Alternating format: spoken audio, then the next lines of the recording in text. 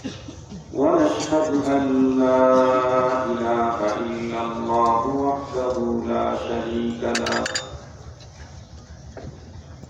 ونشهد أن سيدنا وسندنا وحبيبنا وشفيعنا وطبيبنا وطبيب قلوبنا وأولانا ومولانا محمدا عبده ورسوله الذي أرسله بالحق إلى الخلق بشيرا ونذيرا وداعيا إلى الله بإذنه وسراجا وقمرا منيرا أما بعد فأعوذ بالله من الشيطان الرجيم بسم الله الرحمن الرحيم يرفع الله الذين آمنوا منكم والذين أوتوا العلم درجات وقال صاحب القرآن صلى الله عليه وسلم العلماء ورثة الأنبياء وإن الأنبياء لم يورثوا دينارا ولا درهما إنما ورثوا العلم فمن أخذه أخذ بحد وافر أو كما قال عليه الصلاة والسلام صدق الله مولانا العظيم وصدق رسوله النبي الأمي الكريم ونحن على ذلك لمن الشاهدين والشاكرين والذاكرين والحمد لله رب العالمين اللهم صل على سيدنا مولانا محمد وعلى آله وأصحابه وبارك وسلم اللهم صل على محمد النبي الأمي وعلى آله وسلم تسليما يا رب صل وسلم دائما أبدا على حبيبك خير الخلق كلهم بلغ العلا بكماله كشف الدجى بجماله حسنت جميع خصاله صلوا عليه وآله محبة درعات بلغ العلا بكماله كشف الدجى بجماله حسنت جميع خصاله صلوا عليه وآله صدر محترم প্রকাশ সিরাজগঞ্জের ঐতিহ্যবাহী স্থান তালগাছি দুনিয়ার হাজারো ব্যস্ততাকে পিছনে ফেলে রেখে ঈদের নিসবতে কোরআনে পাকের মুহাব্বতে জান্নাতি আয়োজনে সাম্প্রতিককালের শ্রেষ্ঠ মানুষ ওলামায়ে কেরামের সান্নিধ্যে আমাদের কাউকে তাকলিফ কাউকে মুখাতাব হিসাবে উপস্থিতির যে সৌভাগ্য দান করলেন সে মহান মহিয়ানের দরবারে আমরা প্রত্যেকেই শুকরগুজার হচ্ছি জবান খুলে ভক্তি সহকারে মুহাব্বত নিয়ে দিক থেকে আবেগ করে সমস্যায় উচ্চ কণ্ঠে সকলেই করে নেই আলহামদুলিল্লাহ। সম্মানিত উপস্থিতি, আপনারা সম্ভবত কবলাল মাগরিব অথবা বাদাল মাগরিব থেকে পর্যন্ত হযরত উলামায়ে কেরামদের জমানে গুরুত্বপূর্ণ দিনী আলোচনা শুনছিলেন। মাগরিবের একটি পর্যায়ে রাত্রি 11টা পেরিয়ে গেছে। আল্লাহ তাআলা আমাকে আপনাদের জন্য উপস্থিত করে দিয়েছেন। আমি মহান মালিকের উপরে পূর্ণ আস্থা রেখে তার কালামে মাজিদ থেকে এখানে আয়াতে কারিমার অংশ বিশেষ তিলাওয়াত করেছি। মহানবী সাল্লাল্লাহু আলাইহি ওয়াসাল্লামের জবানে মুবারকের অসংখ্য অগণিত হাদিস মুবারকা থেকে এখানে হাদিস পাঠ করেছি। মহান আল্লাহ পাক যদি আমাকে তৌফিক দান করেন, তার দয়া যদি সামনে দেখানো হয়, তিলাওয়াতকৃত আয়াত এবং কথিত হাদিসকে সামনে নিয়ে গুরুত্বপূর্ণ নির্ধারিত একটা সাবজেক্টের উপরে আলোচনা করব সংক্ষিপ্ত সময়। আপনারা দোয়া করেন যাতে করে মহান রব্বুল আলামিন আমাকে তথ্য সমৃদ্ধ ইখলাসপূর্ণ আজকের এই মুহূর্তে মুসলিম উম্মাহর প্রয়োজনে অতীব আহাম দ্বীনি আলোচনার তৌফিক দান করেন। পরবর্তীতে আলোচিত কথার উপরে আলোচক এবং শ্রোতা মণ্ডলী প্রত্যেকটা আমল করার তৌফিক দান করেন। সম্মানিত উপস্থিতি, আমি বয়ানের শুরুতেই আজকের সাবজেক্ট আপনাদেরকে জানিয়ে দিচ্ছি। আল্লাহ পাকের মেহেরবানিতে স্বাভাবিকভাবে আমি এলোপাতাড়ি আলোচনা করি না। আমার আলোচনা হয় দুইটা ধারায়, কখনো সূরা আয়াত ভিত্তিক, কখনো বিষয় ভিত্তিক। কখনো সূরা অথবা আয়াত ভিত্তিক, কখনো বিষয় ভিত্তিক। আজকের আলোচনাটা হবে বিষয় ভিত্তিক। আমার আজকের আলোচনার মূল টার্গেট হচ্ছে মুসলিম উম্মাহ ইসলামী জীবনযাপনে উলামায়ে কেরামের প্রয়োজনীয়তা। আবার বলছি, আমার আজকের সাবজেক্ট হচ্ছে মুসলিম উম্মাহ ইসলামী জীবনযাপনে উলামায়ে কেরামের প্রয়োজনীয়তা। এই সাবজেক্টটাকে আপনাদের হৃদয়ঙ্গম করাতে চাইলে আমাকে একটু পিছন থেকে আলোচনা নিয়ে আসতে হবে। আপনারা একটা বিষয় দিলে খুব ভালো বুঝবেন, আমি কিন্তু সিরাজগঞ্জের মানুষ, আপনারা কালগাছি, আমি রায়গঞ্জ, কাছাকাছি অবস্থান, একই ডিস্ট্রিক্ট। পৃথিবীর যত জায়গায় ডাক্তার নিয়েছেন সব জায়গার মানুষ আমাকে সিরাজগঞ্জে হুজুর বলেছে, আমাকে রায়গঞ্জের হুজুর কেউ বলে, আমার গ্রামের নামও কেউ বলে সিরাজগঞ্জে। আল্লাহ পাকের মেহেরবানিতে যত জায়গায় গিয়েছি, তা আমি কিন্তু আপনাদের হুজুর আপনাদের ঘরে নিব। আপনাদের সাথে সাক্ষাৎ আমার খুব বেশি হয় না, আমার কাজটা হলো ঢাকামুখী। আপনাদের দোয়া বরকতে আল্লাহ তাআলা বড় একটা আসন আমাকে দিয়েছিলেন।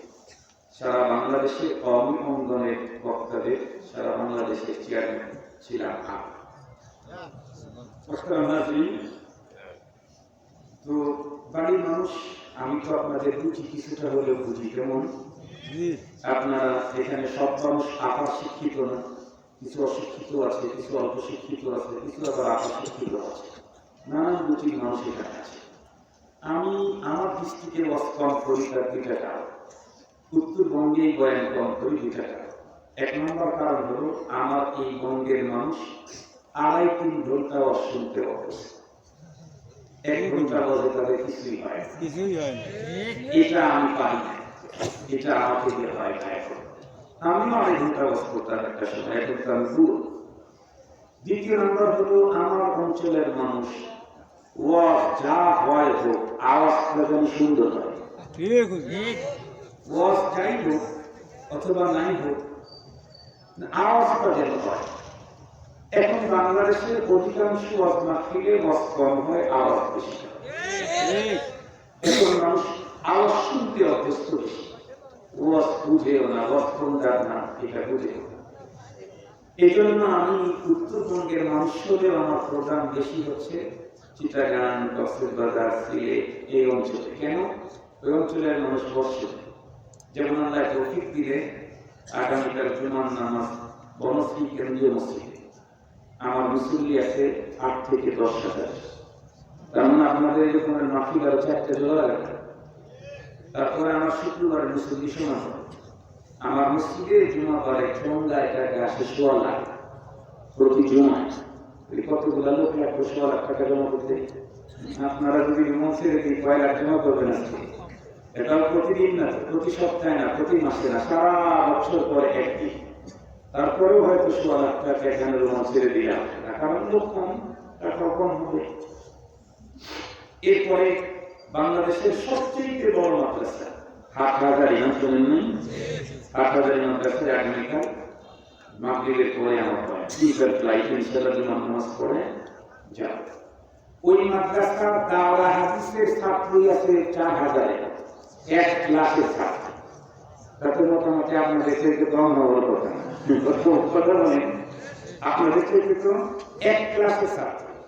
বাইরের লোকের দরকার নেই, শুধু 1-2 ক্লাসের মেস্টার দাওরা হাদিসের ছাত্র হলেই এরকম মাহফিল দেড়টা হয়ে যাবে। এরপরে তো সারা বাংলাদেশ থেকে সেখানে লোক যাবে, শুধু শ্রোতাই যাবে না, সরকারের যত বাহিনী আছে কেউ বাদ থাকবে না ওইখানে। এরপরে মাফিক করে বয়ান করে ইনশাআল্লাহ চট্টগ্রামের খান আছে বিশ্বয়, ইনশাআল্লাহ সেখানে বয়ান করতে পারে। ওই দিকে বয়ান বেশি করি কেন? ওই অঞ্চলের মানুষের কথা হলো, হুজুর আপনি আসছেন, বসছেন, আধা ঘন্টা কথা বলছেন, আমরা তৃপ্তি, আমরা খুশি। গত জুমার আগের জুমার মাত্র 23 মিনিট আলোচনার জন্য 1.5 লক্ষ টাকা ব্যয় করে হেলিকপ্টারে নিয়ে গেছে, আবার আমরা দিয়ে গেছি 23 মিনিট কথা বলেছি। আমাদের সিরাজগঞ্জে হইলে হুজুর কেউ ধরে রাখতো, কর্তৃপক্ষকেও বাইরে ফেলাই 1.5 লাখ টাকা দিয়ে হুজুর নিয়ে আসছি, 23 মিনিট পর করে হুজুর চলে যাবো, হুজুর কোন রাস্তাতে যাবো কি করলাম না? কিন্তু ওইখানকার মানুষ কি বলে ফায়দা নেই। আমি এয়ারপোর্টে আসার পরে ফোন দিয়েছি, ফোনকে বললাম যে আপনি 1.5 লাখ টাকা ব্যয় করে আমাকে নিয়ে যাচ্ছেন, আমার হাতে তো সময় নেই, হেলিকপ্টার তো সন্ধ্যার পরে ভিতরে ঢুকতে পারবে, ডক্টর কোম্পানির পারমিশন ক্যান্সেল করে দিয়ে সরকার, নিয়ম আছে সন্ধ্যার ভিতরে ইসের ভিতরে ঢুকতে হবে। ওরা টাকা গুছাইতে ওদের স্বাদ অনেক, কিন্তু স্বার্থপর। গিয়া দেখি যে মসজিদের ইন্তেজামে মাহফিল 1.5 লাখ টাকা ব্যয় করে আমাকে নিয়ে গেছে, 1.5 লাখ টাকা ওদের মসজিদে বাধা হয়ে গেছে, সেখানে মানুষের এত আগে। পরে আমি খুলে বললাম যে আমি যথা টাইমে জুমার নামাজ পড়ানোর পরে খানা না খেয়ে কারোর সাথে দেখা না করে আমি এয়ারপোর্টে চলে আসি, আপনাদের টাকা দিতে দেরি হওয়া সবটার সাথে দেরি করেছে, এখানে আমার কিছু করার নেই, আমার ওই রাত্রের প্রোগ্রাম হলো সেই করি। আমি আবার ওয়াদা ঠিক আছে, ওই যে এক ভাই বললেন না যে ভাবছিলাম যে হয়তো হুজুর আসতে দেরি করবে, কারণ 10:30 আমি বলছি, 10:30 আমাদের দেশে কয়টায় যায়, হুজুর যা বলে করি যায়, সেজন্য মনে করছি এই হুজুরের চেয়ে মনে হয় ওদের কমছে না। যারা গেছে তাদেরকে জিজ্ঞেস করেন, আমি ওখানে তাদের সাথে কথা ছিল 9:30 পর্যন্ত কথা বলবো, আমি 10 মিনিট বাড়ায় গেছি। এরপরে আমি 9:40 ওখানে নেমেছি, আমাকে হাতিয়ে দিবে কিনা, টাকা দিবে না ও চিন্তা মানে আমার চিন্তা হলো, তার কাছে আমি ওয়াদা দিয়েছি যথাসময় হাজির দিতে হবে। আমি স্টেজ থেকে সোজা গাড়িতে চলছি, যারা দিয়েছিল একটু জিজ্ঞেস করেন, ওরা আমাকে হাতিয়ে দিয়েছে, গাড়ির ভিতরে এসে হাতিয়ে দিয়েছে।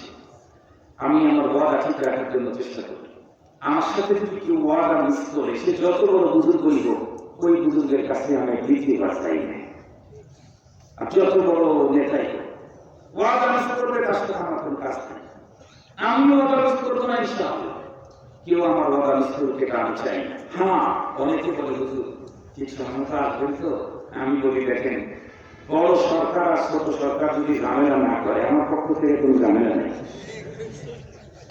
কথা কি বুঝতে পারছি?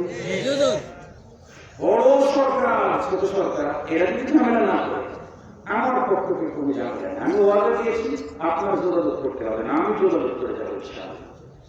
আমাকে দাওয়াত দিতে কষ্ট, কিন্তু দাওয়াত যখন লিখলাম, এখন আপনারা চিন্তা করতে হবে না, আমি আপনাকে খুঁজে পাবো ইনশাআল্লাহ। তো 1 ঘন্টার কথা বলবো, মনে আছে না? রুচি আমি জানি, এজন্য বলি যে আমার মূল কথাটা আপনাদেরকে বোঝাবার জন্য একটা মিশন দিলে ভালো বুঝতে। আমাদের দেশে এখন যত খেলাধুলা চলে তামাম ওয়ার্ল্ডে, বর্তমান সময়ে সবচেয়ে সমাদৃত খেলা হলো ক্রিকেট। কি বলেন? ক্রিকেট খেলা। ক্রিকেট খেলা আমরা যখন ছোট ছিলাম, খেলার বয়স ছিল, তখন ক্রিকেট খেলার জন্মই নেয়। তখন আমরা খেলতাম হাডুডু, তখন খেলতাম এই কাছাকাছি দিয়ে ফুটবল, এই জাতীয় খেলাধুলা হতো। ক্রিকেট খেলা যখন হয়েছে, তখন আমাদের খেলার টাইম নাই, তখন আখেরাতের পুঁজি গোছাবার টাইম নাই, কবরের পুঁজি গোছাবার টাইম নাই। এই জন্য খেলাটা আমি ভালো করে বুঝি না, একটা টাইম নেই। তবে এতটুকু তো দেখি যে একজন বল ছুঁড়ে আর একজন কাঠের তৈরি ওটাকে নাকি ব্যাট বলে, ব্যাট দিয়ে আঘাত করে বল। তো যে ব্যক্তি বল ছুঁড়ে তার বলার বলে, যে ব্যাট দিয়ে বলকে আঘাত করে তাকে ব্যাটসম্যান বলে। আপনারা বল ছুঁড়তে মনে হয় দেখেছেন, বল ছোড়ার জন্য নির্ধারিত জায়গা ইন্ডিকেট করা আছে, এখান থেকেই বল ছুঁড়তে হবে, এর আগে পরে গেলে খেলা নষ্ট। কিন্তু এটাও লক্ষ্য করে দেখেছেন, বলা নির্ধারিত জায়গা থেকেই বল ছুঁড়ে, কিন্তু যেখান থেকে ছুঁড়বে ওখানে দাঁড়িয়ে ছুঁড়ে, অনেক পিছন থেকে এসে তারপর ওখান থেকে বল ছুঁড়ে। কেন? এখানে দাঁড়িয়ে এখান থেকে যদি বল ছুড়ে তাহলে এই বলের স্পিড হবে না, এটা হলো পিছনে যেতে হবে। পিছন থেকে এসে যখন বল ছুড়ে তো ওই বলের ভিতরে স্পিড হয়। আমি যদি হঠাৎ করে আপনাদেরকে মুসলমানদের ইসলামী জীবনযাপনে ওলামায়ে কেরামের প্রয়োজনীয়তার কথাটা যদি ফাঁস করে বলে দিই তাহলে কথার স্পিড হবে না।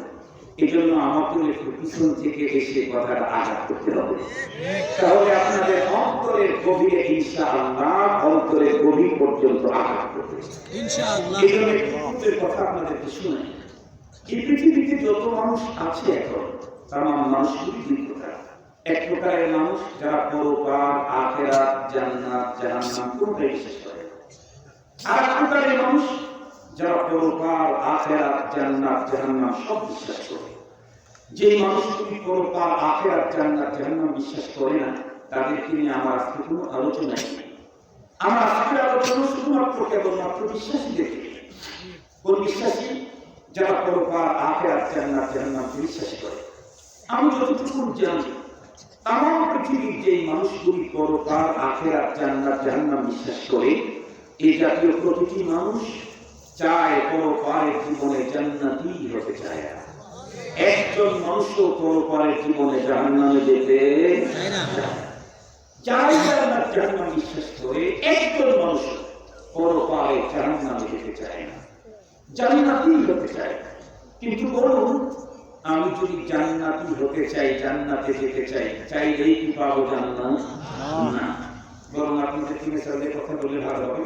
এই যে আমার হাতের ভিতরে ফোনটা আছে, এই ফোনটা যদি আপনি, এটা এখন আমি মালিক, এটা যদি আপনি নিতে চান তাহলে আপনার জন্য বৈধ পদ্ধতি হলো হয়তো আমার কাছ থেকে এটা কিনে নিতে হবে, আমি যদি বিক্রি করতে চাই, অথবা কিনে নিবেন না, এমনি নিতে চান, তাহলে বৈধ পদ্ধতিতে নিতে চাইলে আমার সাথে খাতির করতে হবে, খুব সভ্যতা, সম্পর্ক, মহব্বত তৈরি করতে হবে।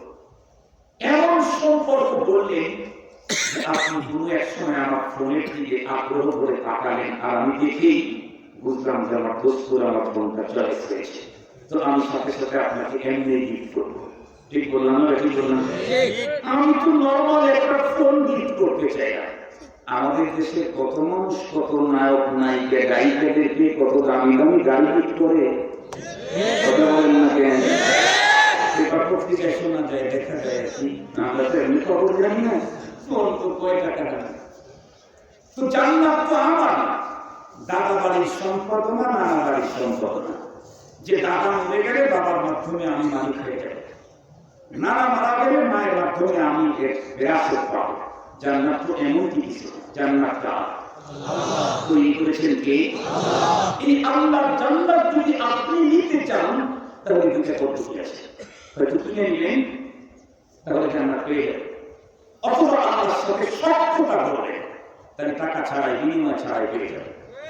কিনে যদি নিতে চান এই অপশন কোরআনে পাকে দেওয়া আছে। আল্লাহ পাকে কোরআনে তাআলা তার জান্নাত বিক্রি করে দেওয়ার জন্য ঘোষণা দিয়েছেন। সুবহানাল্লাহ বলেন।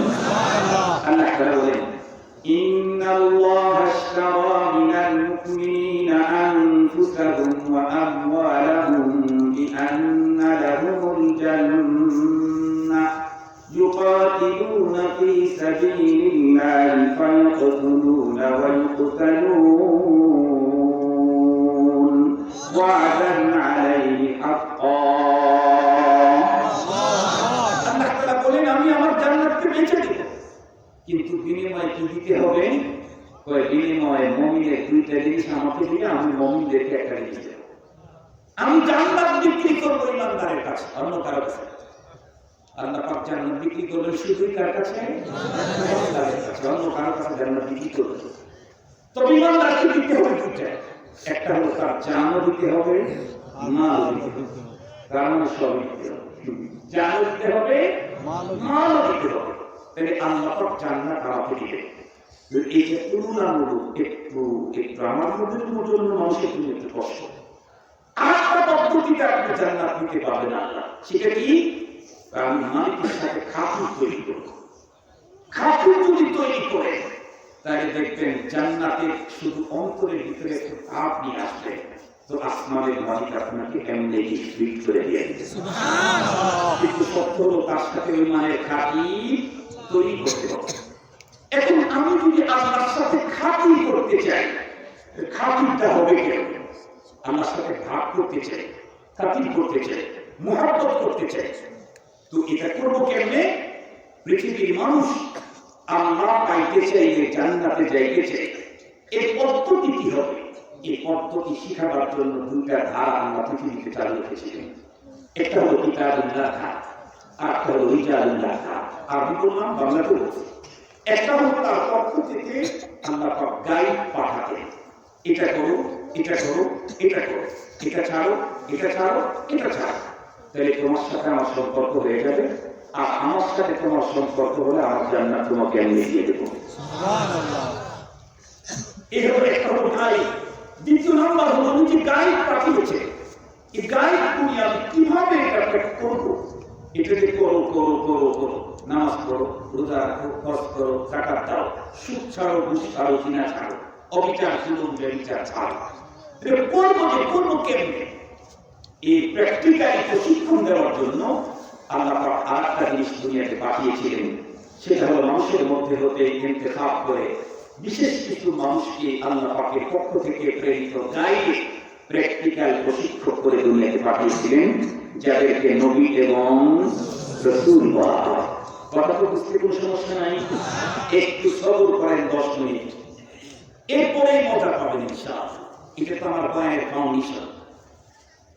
তাহলে মুহতারাম হাজির, এই দুইটা জিনিস লাগবে, আল্লাহ পাকের পক্ষ থেকে গাইড, আর সেই গাইডের প্র্যাকটিক্যাল প্রশিক্ষক। আমাদের রাসূল সাল্লাল্লাহু আলাইহি ওয়াসাল্লাম বলেন, ইন্নামা বুইসতু মুআল্লিমা, আমি তো পৃথিবীতে প্রেরিত হয়েছি প্র্যাকটিক্যাল প্রশিক্ষক হিসাবে। কোরআনে পাকের প্র্যাকটিক্যাল টিচার মুহাম্মদ রাসূলুল্লাহ সাল্লাল্লাহু আলাইহি ওয়াসাল্লাম। সুতরাং পৃথিবীর কোন একজন মানুষ আল্লাহকে পেতে চায়, জান্নাতে যেতে চায়, তার জন্য দুইটা জিনিস লাগবেই লাগবে।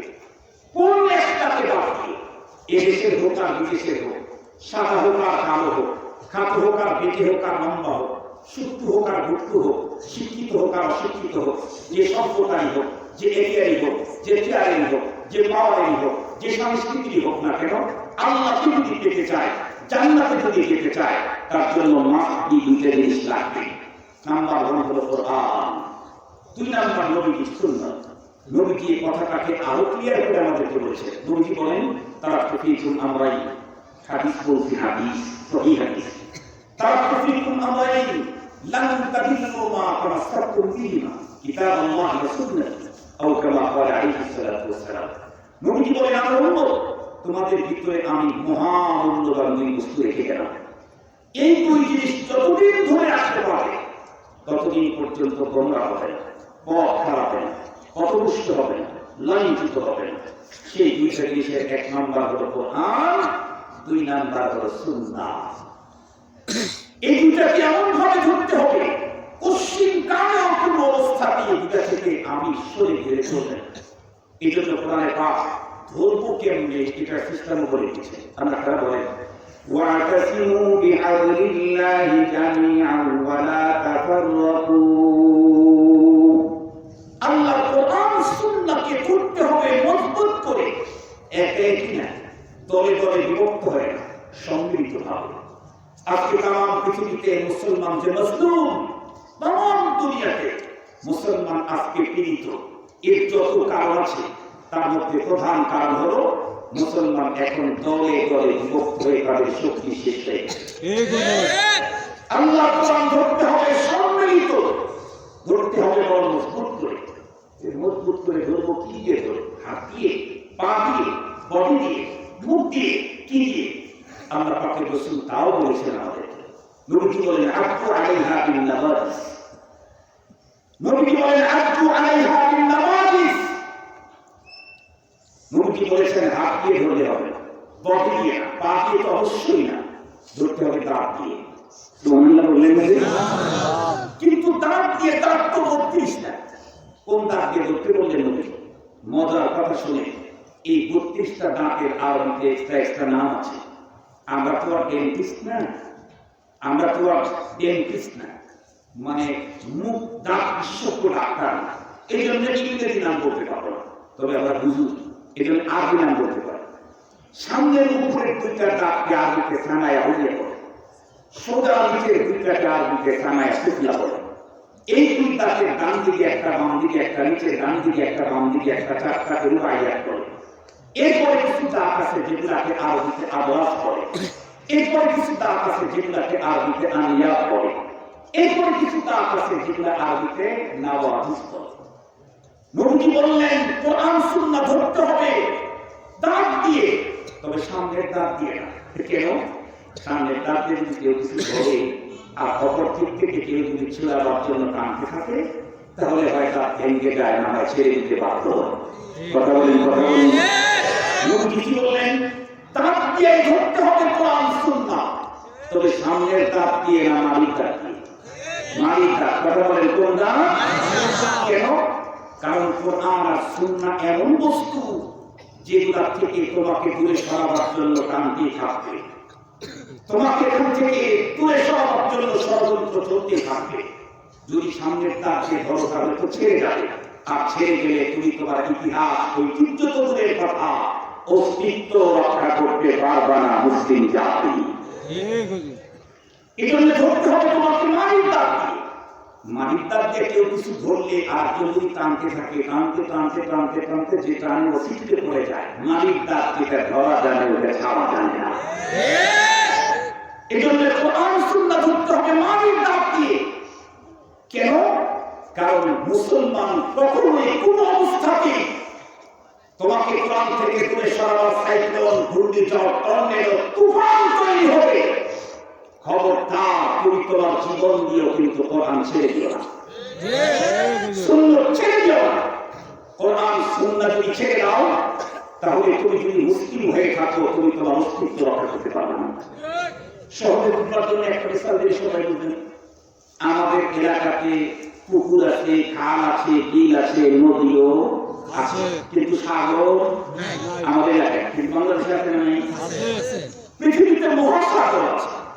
আপনারা দেখবেন জলাশয় যত ছোট হয় ওর মাছ তত ছোট হয়, জলাশয় যত বড় হয় তার মাছ তত বড় হয়। পাহাড়ের চেয়ে পুকুরে একটু বড়, মাছটা একটু বড়, পুকুরের চেয়ে খাল বড়, মাছটা একটু বড়, খালের চেয়ে নদী বড়, ওর মাছটা একটু বড়, নদীর চেয়ে সাগর বড়, ওর মাছ আরো বড়। মহাসাগরের মাছ মহামাছ, মহাসাগরের মহামাছ। ধরেন মহাসাগর থেকে একটা মহা মাছ উত্তোলন করলো, মানুষ কোথায় পাবে না। ওই যে রাশি কি বলে, আমেরিকা থেকে, চায়না থেকে প্ল্যান নিয়ে আসছে এখন আমাদের দেশে ভাড়া করে, পদ্মা সেতুর পিলার এইগুলা বসবার জন্য করে স্ল্যাবগুলা বিদেশ থেকে প্ল্যান ভাড়া করে এসছে। ওই জাতীয় একটা প্ল্যান দিয়ে মহাসাগর থেকে একটা মহা মাছ উঠানো হলো কোনো এক জায়গায়। মাছটা কত? 40 কিলোমিটার লম্বা। যে মাছ সকালবেলা নাস্তা খাবার জন্য টাঙ্গাসি গ্রামের সব মানুষ যে আদা পেট হবে, ভালো করে বুঝতে কথা বলি, একটাইটাও বড় মাছ আল্লাহ পাক তৈরি করে রেখেছে। ওদেরকে 3 ওয়াক্ত খাবার খাওয়ান, ওদের কোনো ব্যাংক ব্যালেন্স নাই, ওদের কোনো বাজেট নাই। যে রব্বুল আলামিন এত বড় মাছকে 3 বেলা খাওয়ান, সেই রব আমার মতো ছোট্ট এক ক্ষুদ্র প্রাণীকে হালাল খাবার সকালবেলা 1 প্লেট খাওয়াইতে পারে না। এরপর হারামের ভিতরে আমরা মজা বেশি পাই। এখন তো চলছেই শুধু হারাম খাওয়ার প্রতিযোগিতা, হারাম খাওয়ার প্রতিযোগিতা। এই যে নির্বাচন, এই যে পাবনা, এই যে মারামারি, এই যে কোন কিসে হারাম খাওয়া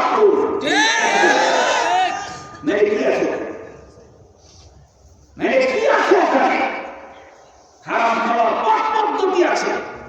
এজন্য একটু পাবো, সবাই হারাম খায় তা বলি নাই, তবে অধিকাংশ মানুষই এই পরে আল্লাহ আমাদেরকে হেফাজত করুন। এই গ্রাম দিয়ে যদি 40 কিলোমিটার লম্বা এক মহামাছ মহাসাগর থেকে উপরে উঠান, এখন এই মাছটা 100 বছর বেঁচে থাকবে। 100 বছর না, 1 বছর, 1 মাস 7 দিন। কথা বলেন না কেন? বুঝেন না আমার কথা? 40 কিলোমিটার লম্বা বিশাল আকৃতির মাছ সাগরের পানি থেকে উপরে উঠাইলে 1-2 দিনও কি বাঁচবে? আশা করা যায় না। মাছ যত বড়ই হোক, সেটা অস্তিত্ব রক্ষা করতে চাইলে পানি লাগে, পানি।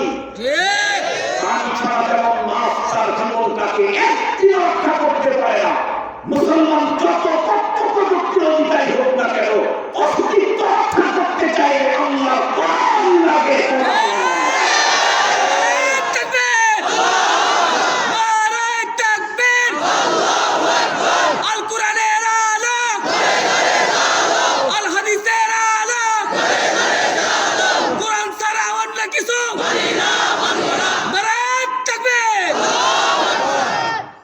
তো বলতেছিলাম মাছ যত বড়ই হোক তার অস্তিত্ব রক্ষা করতে চাইলে পানি লাগে। মুসলমান যতই তথ্য প্রযুক্তি যত উন্নত টেকনোলজির অধিকারী হোক না কেন, তাদের অস্তিত্ব রক্ষা করতে চাইলে কোরআন লাগে। মুসলমান ভাইরা আমার কথা দিলে বুঝবেন। এই পর্যন্ত আলোচনা দিয়ে আপনাদের অন্তরে গভীরে একটা কথা বুঝাইতে চেয়েছি, সেটি হলো আমি যদি পৃথিবীতে আল্লাহকে পেতে চাই, পরপারে জান্নাতে যেতে চাই, তাহলে আমার জন্য দুইটা জিনিস লাগবেই লাগবে। একটা হলো কোরআন, দুই নম্বরে হলো সুন্নাহ। এই দুইটার কোনো একটা বাদ দিয়ে পৃথিবীর একজন মানুষ আল্লাহ পাওয়া, জান্নাতে যাওয়ার কোনো সম্ভাবনাই নাই। আজকে সুন্নতের কথা আলোচনা করব না, সময় যেহেতু সংক্ষিপ্ত, শুধুই মাত্র কেবলমাত্র আল্লাহর কোরআন নিয়ে দুটি কথা আপনাদের সামনে পেশ করতে চাই। তাহলে আল্লাহর কোরআন আমাকে লাগবেই লাগবে, আল্লাহর কোরআন আমাকে ধরতে হবেই হবে। আল্লাহর কোরআন ধরার তর্জমাটা কি এটাও তো আমার জানা দরকার। আল্লাহর কোরআন লাগবে মানে আমি ঢাকা শহরের বাংলা বাজারের ভিতরে ঢুকলাম, বর্তমান পৃথিবীর লেটেস্ট আবিষ্কৃত ছাপানো সবচেয়ে দামি কোরআন শরীফ 1 জিলদ 50 লক্ষ টাকায় খরিদ করলাম। এরপরে ওই কোরআন কারীমটাকে আমি আমার বহুতল ভবনের সবচেয়ে উঁচা বিল্ডিংয়ের উপরে নিয়ে গেলাম। আমার ঘরের ভিতরে সবচেয়ে দামি শোকেসের ভিতরে গ্লাস বেষ্টিত অবস্থার ভিতরে কোরআন কারীমটাকে রেখে দিলাম। দামি আর ফ্রেশ বন্ধুরা আমরা স্প্রে করলাম। তাহলে কি আল্লাহর কোরআন ধরা হয়ে গেল? আরো একটু জোরে বলেন। আল্লাহর কোরআন ধরার অর্থ হলো বন্ধুরা আমার 4টা কাজ করা লাগবে। এই 4 কাজ পৃথিবীর মধ্যে যে মুসলমান করলো সেই হলো আল্লাহর কোরআনকে পরিপূর্ণভাবে ধরলো। কোরআন ছাড়া আল্লাহ পাবো না, জান্নাতে যাব না। কোরআন ধরতে চাইলে 4 কাজ করতে হবে। 1 নাম্বার কোরআন আমাকে পড়তে হবে, 2 নাম্বার কোরআন আমাকে বুঝতে হবে, 3 নাম্বার কোরআনের জীবন গঠন করতেই হবে, 4 নাম্বার মৃত্যু পর্যন্ত কোরআনের রাত কায়েমের জন্য চেষ্টা করে যেতেই হবে। আবারও বলছি ভালো করে শুনেন, এদেশে তো 1 নাম্বারের ইমানের দাবি করার লোকের অভাব নাই। এদেশের প্রথম শ্রেণীর শাইখুল হাদিসের চাইতেও বড় ইমানের দাবি করার লোক আমার দেশে বহু আছে। কিন্তু কোরআন শরীফকে ছাড়া আল্লাহ পাওয়া যাবে না, জান্নাতে যাওয়া যাবে না, কোরআন শরীফ ধরার সিস্টেমটা কি এটাও উনি জানেন না। কোরআন ধরা মানে হলো কোরআন পড়তে হবে, কোরআন বুঝতে হবে, কোরআনের জীবন গঠন করতেই হবে, মৃত্যু পর্যন্ত কোরআনের নাচ কায়েমের জন্য চেষ্টা করে যেতে হবে ইনশাআল্লাহ। পারি আর না পারি চেষ্টা আমাকে করতে হবে। আস্তাগফিরুল্লাহ ওয়া তাওফীকুল্লাহ আযজা ওয়া জাল্লা। আমার কাজ হলো চেষ্টা করা, সফলতা ব্যর্থতা আমার হাতে না। কার হাতে? আল্লাহর। সবচেয়ে বড় কথা, ধর্মের কাজে কোনো ব্যর্থতা নেই, ধর্মের কাজে কোনো ব্যর্থতা নেই। আমাদের দেশে একটা কথা প্রচলিত আছে, হাতি মরলেও লাখ, বাঁচলেও আর একটু জোরে বলেন না, হাতি মরলেও লাখ। হাতি একটা জানোয়ার, তাও আবার কালা কালা। এ যদি মরলেও লাখ, বাঁচলেও লাখ হয়, মানুষ সৃষ্টির শ্রেষ্ঠ, ইমানদার হলো আল্লাহ তুষ্ট। ইমানদার মানলেও না, পারলেও না। ইমানদারের জীবনে কখনো ব্যর্থতা নেই। ইমানদারের জীবনে কি নেই? ইমানদারের জীবনে ব্যর্থতার কোনো অপশনই নাই। হালুকার পারুক ইমানদার সফল, হালুকার পারুক ইমানদার সফল। আপনাদেরকে একটা ছোট লেখা দিলে আরো বলুন, কেন মানুষ তো মা খালারা শুনতেছে না? আপনারা একটা অতীতের কথা মনে করে, এখন কিন্তু নাই। আপনাদের কাল গাছে হাত থাকতো মসুর হাত, অনেক আগ থেকেই মনে হয় আপনারা আগে দেখছেন, আগে কিন্তু মানুষ অশিক্ষিত ছিল, কিন্তু মানুষের ভিতরে ভদ্রতা, মনুষ্যত্ববোধ এখনকার তুলনায় একটু হলেও বেশি ছিল। আগে মুসলমান কারোর টাকা পয়সা রাস্তায় পড়ে থাকলেও তুলতে যেত না। কেন? তখন তারা ফতুয়া জানত কি 2 টাকা পড়া টাকা উঠাইলো সেটা 2 টাকা মিলে দান করে না। কথা বলেন, এই কথাটা আছে এই জন্য পড়ে থাকা টাকা ওকে উঠায় না। কেন? তো টাকা উঠায় আমার পকেটে 2 টাকা দিতে চাই না বাবা, ওখানে। আর এখন কি হয়েছে? টাকা পড়ে থাকতে হয় না, পকেট থেকে তুলে নেয়। পড়ে থাকা লাগে, পকেট থেকে উঠায় নেয়। আমাকে তো এক লোক বলতেছে, হুজুর এই পকেটে টাকা আছে, এই পকেট তো আপনার নাই, পকেট তো ওনাদের। নিজের পকেট না আমার, জামা আমার, সব আমার, টাকা আমার, কিন্তু পকেটটা ওনাদের। এটা ভদ্রলোক আমাদের সমাজে এখন আছে না? যত ঘটতেছে তত বাড়তেছে। তো আগে আমরা ছোটবেলায় দেখতাম হাট বসতো সপ্তাহে 2 দিন অথবা 1 দিন। হাটের ভিতরে কোনো মানুষ সাধারণ বেশি ছিল, পোকাটাই পাট বিক্রি করতে নিয়ে গেছে। পাট বিক্রি করে টাকা পকেটের ভিতরে রাখতে, পকেটের ভিতরে পড়ে আবার পকেটের নিচে সিরিয়াসে পড়েছে। এমনি লোকটা তো একদম পাগলের মতো হয়ে চলে আসছে ইজারাদারের কাছে। তখনকার ইজারাদার ভালো ছিল, এরা চিন্তা করতো যতবার বাজার করতে আসছে যে জান মাল হেফাজত করা আমাদের দায়িত্ব। আর এখন তো আপনাদের এলাকায় ইজারাদারের কথা বলতেছি, অনেক জায়গায় ইজারাদার এমন আছে যারা কন্ট্রাক্ট করে পকেট মাল নিয়ে আসে। তোদের যা যা মেলে 50-50 আছে না এরকম অনেক জায়গায়? অনেকটা আছে। এই জন্য ঢাকা শহরে দেখবেন, ঢাকা শহরে এই কোরবানির ঈদের আগে বলে যে হাতের ভিতরে 100% নিরাপত্তা, পকেট মার ঢুকবে না, এই সেই অবস্থা। এগুলা কেন বলে? কারণ সব জায়গায় পকেট মার ভরে গেছে। এই জন্য এগুলা বলে লোকজনকে আকর্ষণ করে। যাই হোক, সেদিকে দিতে চাই না। টাকা হারায় গেলে ইজারাদারের কাছে এসে বলতো, ভাই আমার তো টাকা হারায় গেছে, অথবা কোনো জিনিস হারায় গেছে, বাচ্চা একটা হারায় গেছে। তো তখন করতো কি, হাতকে ঝাড়ু দেয়, ঝাড়ু দা একে বলতো হাতের ভিতরে 2 বার দৌড় দিই, তোরে 5 টাকা দেওয়া। আপনারা দেখছেন কিনা জীবনে? নতুন প্রজন্মের এই বাচ্চা কাচ্চা দেখে নাই, ওদেরকে দেখাইতে গেলে জাদু করে নিয়ে যান, তাও জাদু করেও নাই। ওই আগে তো সরষের তেলের কি থাকে, কি বলে ওটা? এই তিনটা খানিকটা করে বাজার করতে, ভাই একটা বসে না, 300 টাকা হারায় গেছে, যদি কেউ পেয়ে থাকে ইজারাদারের কাছে তোমাদের জন্য বলা হচ্ছে, ওর 300 টাকা হারাইছে, কন্ট্রাক্ট করছে 2 বার দৌড় দিয়ে 10 টাকা দিতে হবে। এখন বলেন তো দেখি, ঝাড়ুদার 2 বার যখন দৌড় দিয়েছে, এখনো বেচারা টাকা পায় না, তাহলে কি ঝাড়ুদারও পাবে না? কথা বলতে ঝাড়ুদার 10 টাকা পাবে না? ঝাড়ুদার দৌড়ে তুমি টাকা পাইছো না পাইছো সেটা তো আমি জানি না, আমি দৌড় দিয়েছি আমার টাকা পাবো। ঠিক বললাম না? একটু আমি ধর্মের কাজ করেছি, পেরেছি না হেরেছি সেটা দেখার কথা নাই। আমি তোমার ধর্মের কাজ করেছি, আমার তো নজর দিতে হবে। তোমার কাজে সফল হয়েছি না ব্যর্থ হয়েছি সেটি কথা না। আমি ভোট দিয়েছি, আমি আগে গেছি, আমি করেছি, আমার তো নজর। তোমার ধর্মের কাজ কতটুকু হয়েছে না হয়েছে নাই না, রব্বুল আলামিন দিয়ে দিবেন, রব্বুল আলামিন দিয়ে দিবেন। এই জন্য মোহতারাম হাজির বলতেছিলাম, ধর্মের কাজে কোনো ব্যর্থতাই নেই। মোহতারাম হাজির খুব ভালো করে বুঝবেন। কি কথা বলতেছিলাম আপনাদের মনে আছে না? কি বলতেছিলাম বলেন তো দেখি? 4টি কাজ। 1 নম্বর কোরআন পড়তে হবে, 2 নম্বর কোরআন বুঝতে হবে, 3 নম্বর কোরআনের জীবন গঠন করতে হবে, 4 নম্বর কোরআনের কাজ কায়েমের জন্য মৃত্যু পর্যন্ত চেষ্টা চালিয়ে যেতে হবে। এই 4টার ভিতরে 2টার কথা বলি। একটা হলো কোরআন পড়তে হবে, একটা কোরআন বুঝতে হবে। কোরআন যদি কেউ বুঝতে চায় তার জন্য 2টা পদ্ধতি আছে। একটা হলো অরিজিনাল নিরাপদ পদ্ধতি, কোরআন বোঝা। আর একটা হলো সুবিধাজনক অনিরাপদ পদ্ধতি। সুবিধাজনক পদ্ধতি তবে অনিরাপদ পদ্ধতি। আগে অনিরাপদ পদ্ধতি করি। অনিরাপদ পদ্ধতি কি? বর্তমান আমরা বাংলাতে খুব বেশি এক্সপার্ট, আমি বাংলা সাহিত্যিক, ইংরেজিতে এক্সপার্ট, উর্দুতে আমি মাহির, ফার্সিতে আমি বড় দক্ষ। আর এই সমস্ত ভাষাতে কোরআনে পাকের তর্জমা আছে, তাফসীর আছে। তো আমি কোরআন শরীফের বাংলা তর্জমা তাফসীর পেয়ে ঘরের ভিতরে বসে বসে কোরআন বোঝা শুরু করলাম। এটা সহজ পদ্ধতি, তবে অনিরাপদ পদ্ধতি। কি বললাম? এটা সহজ পদ্ধতি, তবে অনিরাপদ পদ্ধতি।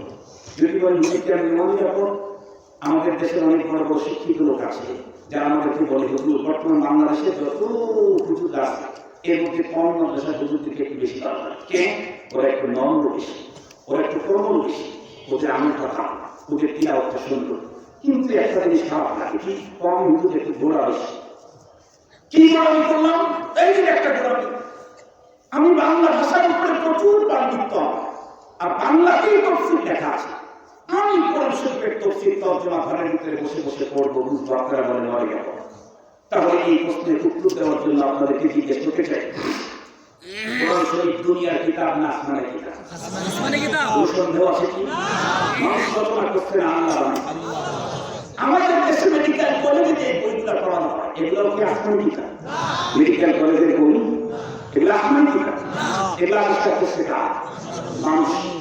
খুব ভালো করে বুঝবেন, মানুষের তৈরি করা থিওরি মেডিকেল কলেজের বই মানুষ তৈরি করেছে। এরপরে আমার ছেলে, আমার মেয়ে, আমার বোন, আমার ভাগ্নি ভাতিজা মেডিকেল কলেজে পড়তে গেলে এমবিবিএস কোর্স কমপ্লিট করতে 4 বছর বা 6 বছর পড়ে যাওয়ার কাছে ডাক্তারের কাছে, নাকি মেডিকেল কলেজের ভিতরে কোনো ইঞ্জিনিয়ার ক্লাস নেই, এই ক্লাস নেই। আবার কি বলে বলেন, ডাক্তারের কাছে এমবিবিএস এর কোর্স 6 বছর কমপ্লিট করলো আমার ছেলে। ফাইনাল পরীক্ষাতে সারা বাংলাদেশের ভিতরে নাম্বার 1 হলো। বলুন তো দেখি, এরপরেও এই ছেলেটা এখন প্রেসক্রিপশন করার অনুমতি, কথা বলেন, গভর্নমেন্ট দিবে না। গভর্নমেন্ট তাকে 6 বছর পর্যন্ত মেডিকেল কলেজে ডাক্তারের কাছে থেকে বই পড়া করে গভর্নমেন্ট তাকে প্রেসক্রিপশন করার অনুমতি নাই। কেন? তুমি তো চুরি করেছো, প্র্যাকটিক্যাল তো তুমি দেখো নাই। রোগীর রোগ কি পরিমাণ হইলে মেডিসিন কত এমজি দিতে হয়, কত ডোজ দিতে হয়, এগুলি তোমাকে প্র্যাকটিক্যালি কোনো দক্ষ এক্সপার্ট ডক্টরের কাছে থেকে হাতে কলমে শিখতে হবে, ইন্টারভিউ করতে হবে। তাছাড়া তুমি যদি এখন প্রেসক্রিপশন করো তাহলে তোমার প্রেসক্রিপশনে রোগী সারা চাইতে মরা সিরিয়াল বড় হবে। আমি জিজ্ঞেস করতে চাই, মেডিকেল কলেজে যে বইগুলি পড়ানো হয় এটা দুনিয়ার বই, মানুষ রচনা করেছে। এরপরে 6 বছর পর্যন্ত একটা সন্তান ডাক্তারের কাছে থেকে মেডিকেল সায়েন্সের থিওরিগুলি পড়ার পরে প্রেসক্রিপশন করার অনুমতি নাই, ইন্টারভিউ করা ছাড়া। তাছাড়া ওর প্রেসক্রিপশনে সারা চাইতে মরা সিরিয়াল বড় হবে। আর কোরআন শরীফ তো আসমানি কিতাব, আল্লাহ পাঠিয়েছেন। এইটা ইন্টারভিউ করা ছাড়া, আলেমের কাছে যাওয়া ছাড়া ঘরের ভিতরে করে করে ফতোয়া দিতে থাকলে এর দ্বারাই মানুষ গোমরা বেশি হবে। এজন্য বলেছি কোরআন শিক্ষার একটা কথা আছে, একটা সহজ পথ, সুবিধাজনক পথ, কিন্তু অনিরাপদ পথ। সেটা হলো একা একা ঘরের ভিতরে কোরআন শরীফ বুঝে পড়ে পড়ে কোরআন বুঝতে থাকা, এটা অনিরাপদ পদ্ধতি, এটা ঝুঁকিপূর্ণ পদ্ধতি। আর একটা হলো নিরাপদ অর্জিনারি পথ, সেটা হলো হক্কানি আলেমের কাছে গিয়ে হাতে কলমে তার কাছ থেকে আমি আল্লাহর কোরআন বুঝে নেব। মনে রাখবে তো ইনশাআল্লাহ। তাহলে আল্লাহর কোরআন বুঝতে চাইলে কাকে লাগবে? কথা বলেন না, কাকে লাগবে? মুসলমান ভাইয়ারে আমার খুব ভালো করে বুঝবেন, আল্লাহর কোরআন সঠিকভাবে পৃথিবীর কোনো একজন মানুষ বুঝতে চাইলে আলেম লাগবে। এবার একটু দেখি, আল্লাহ পাকের কোরআন পড়তে চাইলে আলেমের দরকার আছে না নাই? তাম পৃথিবীকে চ্যালেঞ্জ করে বললাম, তাম ওয়ার্ল্ডের ভিতরে একজন মানুষ এমন দেখাইতে পারবেন না যে লোকটা আল্লাহ কোরআন শুদ্ধ করে তেলাওয়াত করা শিখছে, কিন্তু জীবনে কোনোদিন কোনো আলেম হাফেজ কারীর কাছে যায় নাই। ঠিক একজন মানুষ দুনিয়াতে দেখাইতে পারবেন না। আমার দেশের মানুষ মনে করে আল্লাহ কোরআন পড়লেন নাকি না, মুসলমান বড় ভুল কথা তুমি বুঝেছ। আল্লাহ কোরআন পড়লে নাকি হয় না, এই ফতোয়াটা আমি দেব কেন? মুহাম্মদুর রাসূলুল্লাহ সাল্লাল্লাহু আলাইহি ওয়াসাল্লামের ফতোয়া আপনাদেরকে শোনায় দেয়। আল্লাহ পয়গম্বর বলেন, রুব্বা কারিম ইয়াকরাউল কুরআন ওয়াল কুরআন ইয়ালআনুহু। আল্লাহ পয়গম্বর বলেন, রুব্বা কারিম ইয়াকরাউল কুরআন ওয়াল কুরআন ইয়ালআনুহু। পৃথিবীর ভিতরে হাজারো কোরআনের পাঠক কেমন আছে, যে পাঠকগুলি আল্লাহর কোরআন তেলাওয়াত করে অন্তরের ভিতরে এই তামান্না নিয়া ময়দানে মাহশরের বিশিকাময় মাঠে যখন পাপ আগমন যখন পর হয়ে যাবে, আল্লাহর কোরআনে আল্লাহ পাক বলেন, ইয়াউমা ইয়াফিরুল মারউ মিন আখিহি ওয়া উম্মিহি ওয়া আবিহি ওয়া সাহিবাতিহি ওয়া বানি লিকুল্লি ইমরিইম মিনহুম ইয়াওমা ইদিন শাআনুন ইউগনি। কবি বলেন বাপ ভাই মা বহিন পর্যন্ত যার আউলিয়ার গান आशे तो माशूक नौकर बंदे खिदमत गुजार काम आने का नहीं हर एक जुदा हो जाएगा बल्कि एक वक्त दुश्मन जन का हो जाएगा। रोज मकसद हमने हाँ पैदा सवत हम देखो दहर गुजरी मौत सुआ सवत दस्त पागी की हद गवाही अज बया बरफसा दे ऊबा पेशे मुस्ता लब्बगु यजमन चुनी गुसीदाम दस्तेगु यजमन चुनी दस्तीदाम जिस्मेगु यजदीदाम सुए हराम गोशेगु यजदीदाम समरुल कलाम। मुसलमान भाईरा আমার ভালো করে বুঝবেন আখিরাতের বিভীষিকার মাঠ কত বড় ভয়াবহ। রব্বুল আলামিন বলেন নাও সেদিন পরিচয় গোপন করবে। সমস্ত মানুষগুলো যখন পরিচয় গোপন করে দিবে ময়দানে মাহশরে সেই মুহূর্তে যাতে কোরআন আমার পক্ষে আল্লাহর আদালতে যাতে সুপারিশ করে এই নিয়তে দুনিয়ার হাজার হাজার মানুষ আল্লাহ কোরআন পড়ে কিন্তু কোরআন পড়লে কি হবে কোরআনুল কারীমকে অস্বাভাবিক ফুহুশ করা অস্বাভাবিক সিরিয়াল ভুল পড়ার কারণে কোরআন পড়ো পারে তার পক্ষে সুপারিশ করবে তো দূরের কথা কোরআনের তেলাওয়াতের সঙ্গে সঙ্গে আল্লাহ কোরআন পাঠকের উপরে উল্টা অভিশাপ করতে থাকে। কি বুঝলেন? রূপকালীন বহু কোরআনের পাঠক যখন কোরআন পড়ে ফল কোরআন ইয়ালামুহু কিন্তু কোরআন পড়ে তার লাভ হয় না বরং আরো কথা বলেন কেন লস হয়। কোরআন না পড়লে কোরআন পড়ে হয়তো অভিশাপ করতো না কিন্তু কোরআনকে সিরিয়াস ভুল পড়ার কারণে কোরআন এখন উল্টা ওই পাঠকের উপর অভিশাপ করে। কোন পাঠক? যে পাঠক আল্লাহ কোরআন তেলাওয়াত করতে সিরিয়াস ভুল পড়ে। এজন্যই তো আমরা বলি একটা জিনিস বাংলাদেশে ভালো হচ্ছে দিন যত পড়তেছে সাধারণ মানুষের ভিতরে কোরআন পড়ার প্রতি আগ্রহ তৈরি হচ্ছে। আলহামদুলিল্লাহ বলেন।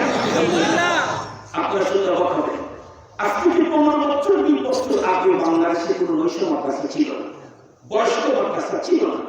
এখন ঢাকা শহরের মোড়ে মোড়ে বহু নৈশ মাদ্রাসা হয়েছে, রাত্রিকালীন মাদ্রাসা। এক মাদ্রাসায় আমি গিয়ে দেখলাম আমি মাগরিবের নামাজ পড়ার জন্য ওখানে বসিকার দিকে যাইতে বাম সাইডে একটা মাদ্রাসা, আমি এক মা ফিরে যাই তো যত্রতত্র ঢাকা শহরের যত্রতত্র গাড়ি পার্কিং করা যায় না। হ্যাঁ আমার এই গাড়ি আগে একটা গাড়ি ছিল, হঠাৎ করে দেখি মামলা গায়ের মামলা বুঝলেন আর সিসি ক্যামেরা মামলা। জায়গা জায়গায় সিসি ক্যামেরা আছে ওখানে গাড়ি পার্কিং নিষেধ, হয়তো আমার ড্রাইভার ওখানে 5 মিনিট দাঁড়ানো উচিত। সিসি ক্যামেরা কি হয়ে মামলা হয়ে গেছে। কখন মামলা হচ্ছে তার ড্রাইভার দ্বারা আমি জানি কিন্তু মামলার নথিপত্র বাড়িতে চলে আসছে। এই জন্য ড্রাইভারকে বলে ঢাকা শহরে চলতে খবরটা গাড়ি মামলা জানি খাও না।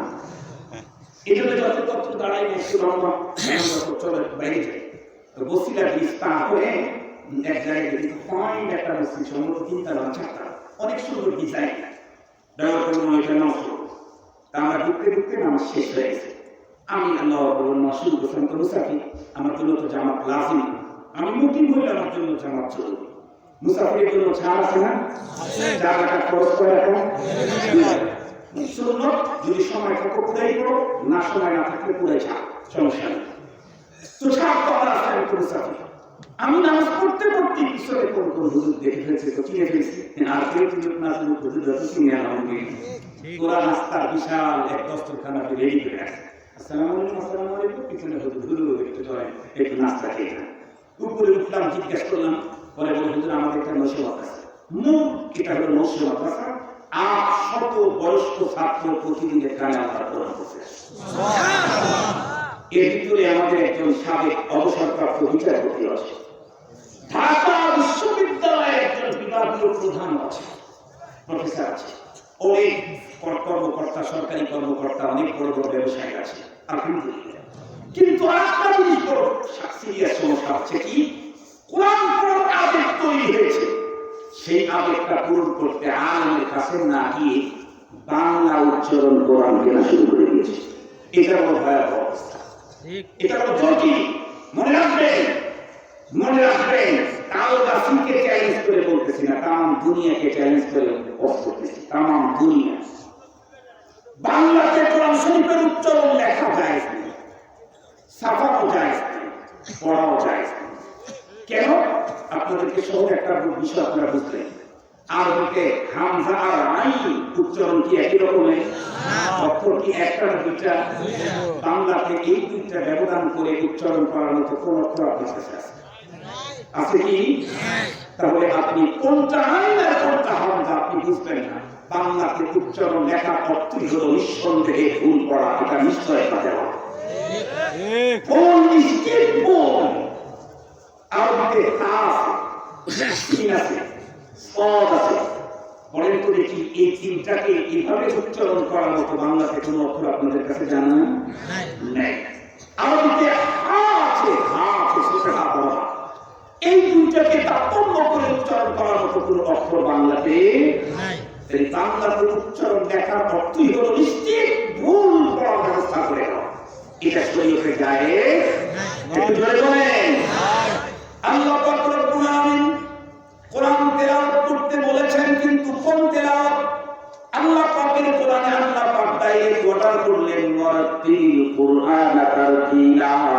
হে আমার বান্দা, আমার কোরআন যখন তুমি পড়বে তখন যত্রতত্র যেমন তেমন তেলাওয়াত করলে হবে না, তোমাকে আমার কোরআন তেলাওয়াত করতে হবে তারতিলের সাথে, তারতিলের সাথে। এখন তারতিল কি জিনিস শুধু আমরা তো জানি আরবি, আমি আপনাদেরকে বাংলা বলে দিচ্ছি। তারতিলের বন্ধুরা, আমার দুইটা জিনিসের সমন্বয় হলো তারতিল। এক নাম্বার হলো উচ্চারণটা শুদ্ধ হতে হবে, দুই নাম্বার উচ্চারণটা স্পষ্ট হতে হবে। তার মানে আমার কোরআন যদি তেলাওয়াত করতে চাও, শুদ্ধ তেলাওয়াত হতে হবে এবং স্পষ্ট তেলাওয়াত করতে হবে। এমনকি যদি না করো, তাহলে কোরআন তেলাওয়াত করলে কোরআন উল্টা তোমার উপরে অভিশাপ করতেই থাকবে। মুসলমান ভাইরা আমার খুব ভালো করে বুঝবেন। এই জন্যই তো আমি প্রথমে চ্যালেঞ্জ করে বলছি, তামাম মানুষের ভিতরে একজন মানুষ দেখাতে পারবেন না যে আল্লাহর বান্দা বান্দি জীবনেও কোনোদিন কোনো আলেমের কাছে যায় নাই, হাফেজ কারীর কাছে যায় নাই, কিন্তু আল্লাহর কোরআন শুদ্ধ করে তেলাওয়াত করার যোগ্যতা অর্জন করতে পেরেছে। দুনিয়াতে ওয়ান ম্যান জীবনেও কোনোদিন মিলবে না। তাহলে আমাকে আল্লাহর কোরআন ছাড়া তো আল্লাহ পাবো না, জান্নাতে যাবো না। আল্লাহর কোরআন পড়তে চাইলে আমাকে আল্লাহর কোরআন বুঝতে হবে, কোরআন পড়তে হবে। পড়তে গেলেও আমাকে আলেম লাগবে, হাফেজ লাগবে, কারি লাগবে। ঠিক বললাম না? ঠিক বললাম?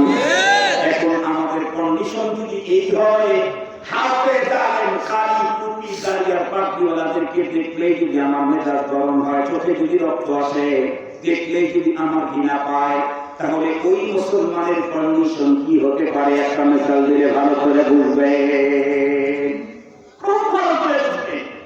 মনে করেন আল্লাহ না করুক, আল্লাহ না করুক, আমার কোনো অসুস্থতা হয়ে গেল, আল্লাহ না করুক। অসুস্থতা দুই রকম, একটা হলো নরমাল, একটা সিরিয়াস। নরমাল একটু পেটে ব্যথা ব্যথা ভাব, আমি যদি মাহফিলের এখানে এসে একটু মোস্তামস্তি করি, যেমন আমাদের জাহাঙ্গীর ভাই আমার বন্ধুর সাথে সম্পর্ক করে আমাকে এখানে নিয়ে আসছে, তো উনি যদি, আমি প্রধান বক্তা, আসার পরে যদি একটু মোস্তামস্তি করি, তাহলে ওনার মাথা খারাপ। প্রধান বক্তা যদি অসুস্থ আওয়াজ করতে না পারতেন, আমার কাছে ঠিক বললাম না?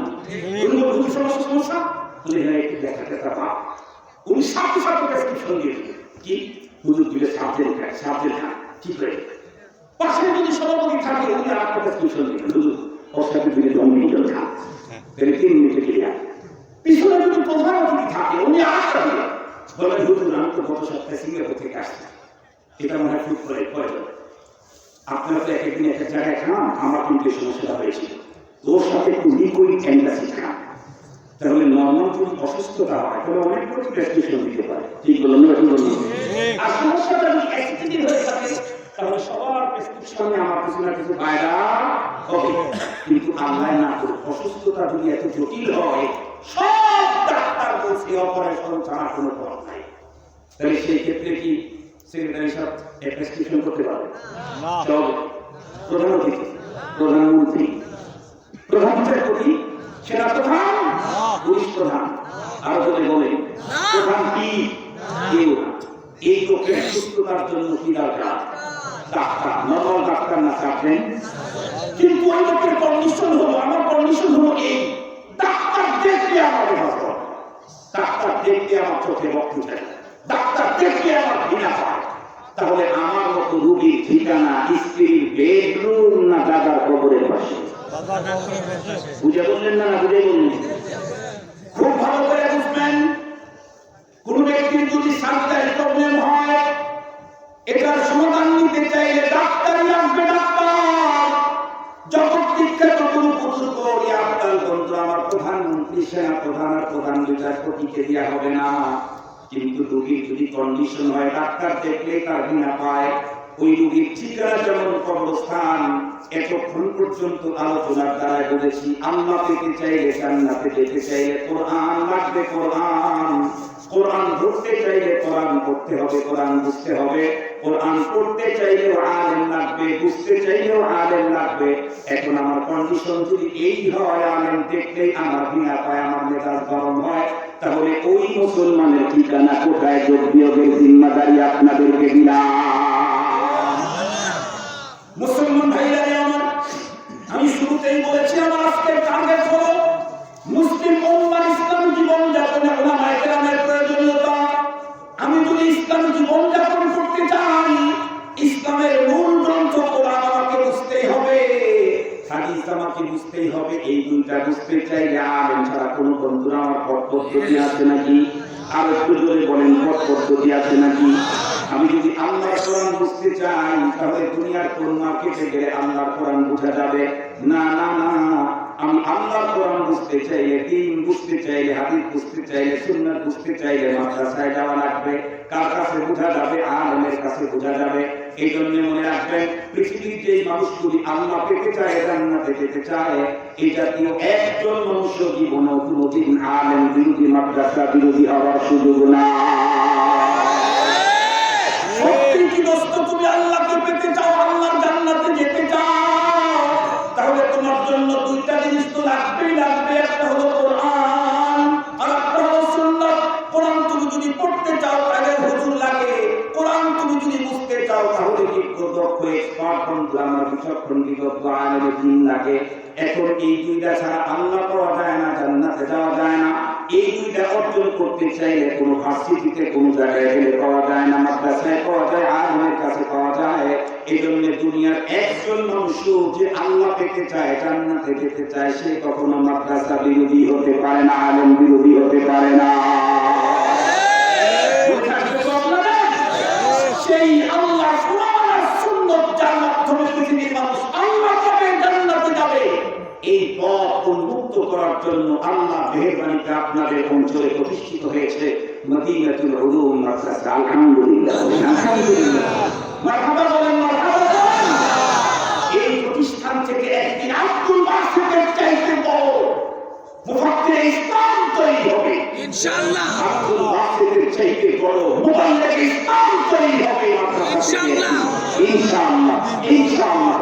এই বিষয়ে আপনাদের সহযোগিতা থাকবে তো ইনশাআল্লাহ, ভালোবাসা থাকবে তো ইনশাআল্লাহ। আমরা পৃথিবীর আর কিছু পাইবা না পাই, আল্লাহ পেতে চাই। আর কিছু পাইবা না পাই, জান্নাতে যেতে চাই। আমরা আর কিছু পাইবা না পাই, আল্লাহ পেতে চাই, জান্নাতে যেতে চাই। আল্লাহ পেতে চাইলে, জান্নাতে যেতে চাইলে কয়টা জিনিস লাগবে জানো? এক নাম্বার কি? আবার বলেন কি? দুই নাম্বার কি? সুন্নাহ। আর সুন্নাহ মুহাম্মদ সাল্লাল্লাহু আলাইহি ওয়াসাল্লামের সুন্নাহ। এই দুইটাই মাদ্রাসাতে গেলে আলেমের কাছে পাওয়া যায়। সুতরাং এই প্রতিষ্ঠান আমাকে ধরে রাখতে হবে। আমি আল্লাহ পাওয়ার জন্য, জান্নাতে যাওয়ার জন্য, আমার পরবর্তী প্রজন্মকে আল্লাহর সাথে সম্পর্ক করায় দেওয়ার জন্যই, তাদেরকেও আল্লাহ পাকের জান্নাতের মালিকানায় পৌঁছে দেওয়ার জন্যই এই জাতীয় প্রতিষ্ঠান লাগবে। আল্লাহ তাআলা এই প্রতিষ্ঠান কবুল করুন, আমিন বলেন। নুরানি মাদ্রাসা, এখানে কি নুরানি চালু আছে? জি জি, নুরানি চালু আছে। তানজিম মাদ্রাসা না, আপনারা আরেকটা নুরানি চালু করুন।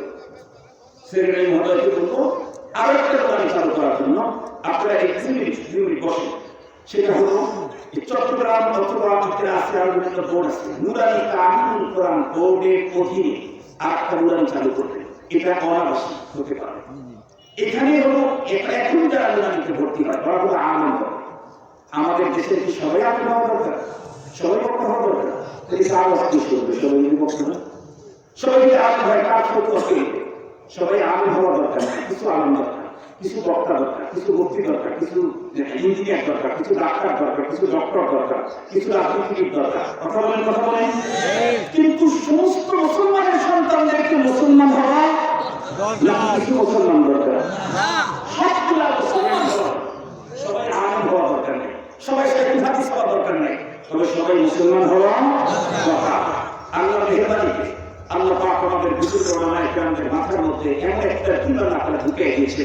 আমি আজকে একটা নির্দেশনা দিয়ে যাচ্ছি, পরবর্তীতে ভাই আমার সাথে যোগাযোগ করলে অথবা জাকারিয়ার সাথে কথা বলে, জাকারিয়ার মাদ্রাসায় চালু আছে, ওইখানে এখানে যদি নুরানি ক্লাসটা চালু করতে পারেন তাহলে একই সঙ্গে তিনটা জিনিস পাবে এই অঞ্চলের ছেলেরা, যারা আগামী দিনে ডাক্তার হবে, ডক্টর হবে, ম্যাজিস্ট্রেট হবে, নেতা হবে, যারা আগামী দিনে এদেরকে মুসলমান বানায় দেওয়ার জন্য 3 বছর বা 5 বছর নুরানি কোর্স।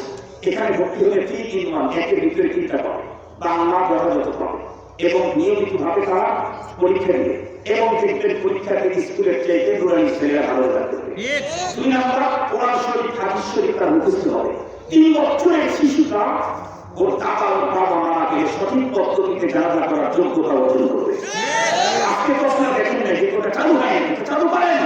স্টেজে আপনারা দেখতে পাবেন 2 বছর আগে ভর্তি হয়েছে নুরানি মক্তবে, আজকে সেই ছেলেটা মুখস্থ জুমার খুতবা দিয়ে নামাজ পড়ার যোগ্যতা অর্জন করবে। খুতবা দেখতে হবে, মুখস্থ খুতবা দেবে। ও আরবিতে মুখস্থ, আরবিতে কথা বলবে, মকানা কথোপকথন করবে, ইংরেজিতে কথা বলার যোগ্যতা অর্জন করবে এই ছেলেটা। সাথে সাথে আপনার জিনিস হবে, ও যে লিখবে, আপনি যদি বিয়ে পাশে থাকেন, মাস্টার্স কমপ্লিট করছেন, ওর লেখার সামনে আপনি লিখতে আপনার লজ্জা লাগবে। ওর লেখা এতটাই সুন্দর হবে, এই জন্য বলি 3 in 1 হবে, একের ভিতরে 3 হবে। বাংলাদেশের যত জায়গাতে এই নুরানি চালু হয়েছে তত জায়গায় স্কুলের ভিতরে ছাত্র শেষটায় শূন্য হয়ে গেছে, এই স্কুলগুলো সেখানে চলে না। এই জন্য এই স্কুলগুলো আবার মনে ভাইগুলা গাড়িতে হুজুরে কাজ করাই যাবে না, নয় কাজ না। এটা আপনার ছেলে আপনি এখানে দিবেন কেন? বাংলাও দরকার, মুসলমান বানানো দরকার, হাতের লেখা সুন্দর করা দরকার, 3টা হবে। আমি একটা আপনাদেরকে প্রেসক্রিপশন, একটা নির্দেশনা দিয়ে গেলাম, ভাইজান সেক্রেটারি ভাই ইনশাআল্লাহ যোগাযোগ করবে, আমরা নির্মাণের প্রস্তাব এখানে পাঠিয়ে দেবো ইনশাআল্লাহ। আপনাদের সন্তানেরা 1 বছর পরে যখন এখানে বইয়ে দিবে, প্রদর্শনী যখন দিবে, আপনাদের দিনটা তখন করে যাবে, আপনাদের দিন তখন ভুলে যাবে। আমরা চাই এদেশের প্রতিটি মুসলমানের সন্তান মুসলমান হোক। সবাই আলেম হওয়া দরকার নাই, সবাই বক্তা হওয়া দরকার নাই, তবে সবাইকে মুসলমান হওয়া দরকার আছে। আল্লাহ তাআলা প্রতিষ্ঠানকে কবুল করুন, এর ভিতরে যত মানুষের মেহনত আছে আল্লাহ তাআলা কবুল করুন। আল্লাহ তাআলা আমাদেরকে দুনিয়াতে ঈমান নিয়ে বেঁচে থাকার তৌফিক দান করুন, কোরআনকে ধারণ করার তৌফিক দান করুন। আমিন বলেন। কোরআন পড়া, কোরআন বুঝা, কোরআনের জীবন করার তৌফিক দান করুন। একটুখানি ভাববেন বাসায় গিয়ে আসতে যে হুজুর বললেন কোরআন ছাড়া তো আসলে আল্লাহ পাওয়া যাবে, এটা ঠিক কথা, কিন্তু কোরআন ধরতে চাইলে কয়টা কাজ করা লাগবে? এই 4টার কয়টা আমার মধ্যে আছে, একটুখানি ভাববেন। আমি কি নিয়মিত কোরআন পড়ি? কয়টা আছে, কত পার্সেন্ট আছে?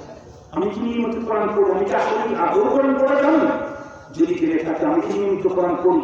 আমি কি আমার কোরআন বুঝি? আমি কি কোরআনের জীবন গড়ি? কতটুকু কোরআনের বিধান মেনে চলছি? আমি কি কোরআনের কাজ কায়েমের জন্য চেষ্টা করছি? যদি তা না হয়ে থাকে, কিন্তু আমি আর কিছু পাই আর না যাই পাই, আল্লাহ পাওয়ার সম্ভাবনা নাই, জান্নাতে যাওয়ার সম্ভাবনা নাই। তো আমি তো আল্লাহ পেতে চাই, জান্নাতে পেতে চাই। আল্লাহ আমাদেরকে তৌফিক দান করুক। আখির দাওয়ানা আলহামদুলিল্লাহ। দোয়া করে দেব না? কোনো কথা আছে? কোনো কথা আছে? আর কথা একটা রিপোর্ট বলতে দেন ভাই, দোয়া করেন, দোয়া করেন, দোয়া করাই না, দোয়া আহাম একটা গুরুত্বপূর্ণ হচ্ছে সাহায্য করা।